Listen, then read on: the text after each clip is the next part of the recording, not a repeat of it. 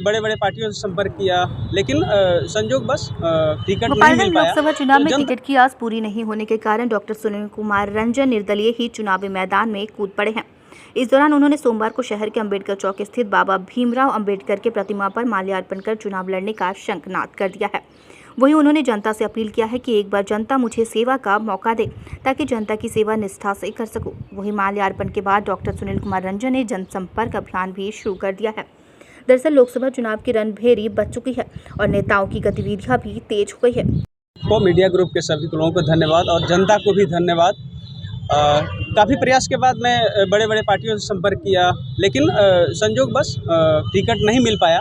तो जनता की इतना डिमांड हुआ, इतना मांग हुआ, इतना उनकी प्यार मुझे मिल रहा था और इतना मुझे चाह रही थी जनता, गोपालगंज की जनता की मुझे निर्दलीय आना पड़ा यहाँ पे।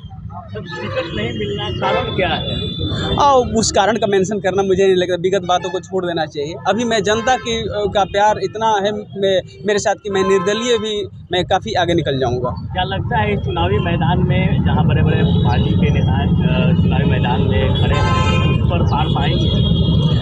देखिए, उसमें कौन है नहीं है उसे मुझे तो जनता का प्यार मुझे दिखाई दे रहा है। मैं अपने लिए लड़ रहा हूँ और जीत के दावेदारी के लिए मैं लड़ रहा हूँ। क्या मुद्दे होंगे सर किस मुद्दों को लेकर चुनावी मैदान में? यह गोपालगंज में तो बहुत सारे मुद्दे हैं, लेकिन जो विशेषकर समस्याएं हैं जो जन तक जनता को चाहिए, उसमें तो यूनिवर्सिटी ज़रूरी है। मुझे लगता है जो यहाँ के बच्चे जो हैं, बच्चियाँ जो बाहर जाके यूपी उत्तर प्रदेश में या दूर दराज जो जाती हैं, वो मुझे लगता है यहाँ अति आवश्यक वो चीज़ें हैं। दूसरी चीज़ें कि आप नदी के किनारे जब आप जाते हैं, वहाँ की जनता से जब बात करते हैं, उनके गली मोहल्ले में जब आप जाते हैं तो बड़ी स्थिति बदतर है वहाँ की। अब वहाँ प्रॉपर सड़कें नहीं है और बार बार हर साल जो बाढ़ आ जाता है उससे लोग ग्रसित हैं। वहाँ की समस्याओं को मैं सुना तो मुझे लगा कि वो एक बड़ा मुद्दा है गोपालगंज ज़िले के लिए। बाढ़ से राहत दिलाना और फिर वहाँ के लोगों को एक नया जीवन, नया तरह से उनका जीवन यापन करने का सुरक्षा देना, ये बड़ी जिम्मेदारी है। यहाँ के जो भी सदस्य, अगर भविष्य में ये मौका मिलता है तो मेरी प्राथमिकताएं रहेंगी। वो सीधी लड़ाई किससे रहेगी? मुझे किसी से लड़ाई नहीं है, मुझे अपने को जीत हासिल करना है।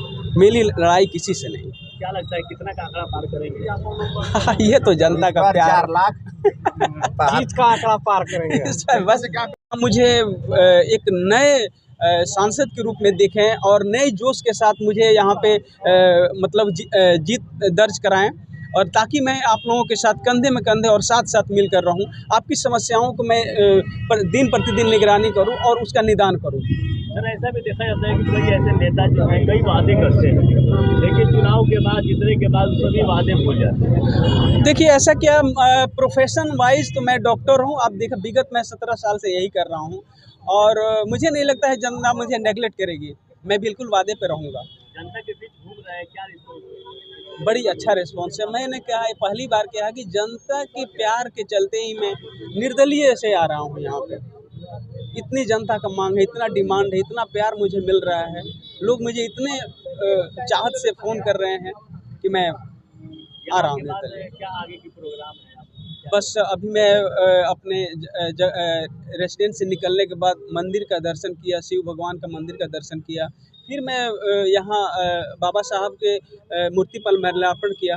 शहर में और भी जो मूर्तियाँ हैं जिस पर मैं माल्यार्पण करूँगा, फिर मैं थावे मंदिर होते हुए अपने गांव जाऊँगा। बाकी जनता से मैं